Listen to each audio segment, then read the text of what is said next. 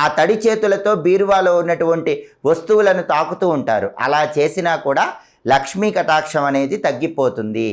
అలాగే బీరువాలో లక్ష్మీ కుబేర చిత్రపటాన్ని ఏర్పాటు చేసుకున్నట్లయితే ఆ ఇంట్లో ధనలక్ష్మీదేవి పరిపూర్ణమైన అనుగ్రహం కలుగుతుంది.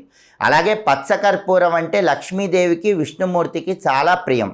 బీరువాలో ఎవరైతే పచ్చకర్పూరము, 6 పసుపు కొమ్ములు, 6 పసుపు రంగు గవ్వలు అంటే లక్ష్మీ గవ్వలు ఏర్పాటు చేసుకుంటారో వాళ్ళ ఇంట్లో కాలి అందెలు గల్లు గల్లుమని లక్ష్మీదేవి ఆనంద తాండవం చేస్తుంది. 6 అంటే నవగ్రహాల్లో శుక్రుడికి ప్రియమైన అంకె. శుక్రుడికి అధిష్టాన దేవత శ్రీ మహాలక్ష్మీదేవి. అందుకే 6 పసుపు రంగు గవ్వలు, 6 పసుపు కొమ్ములు, పచ్చకర్పూరము, పసుపు రంగు వస్త్రంలో మూటగట్టి బీరువాలో ఏర్పాటు చేసుకోవటం ద్వారా లక్ష్మీ కటాక్షానికి సులభంగా పాత్రలు కావచ్చు. అలాగే గురువారం రోజు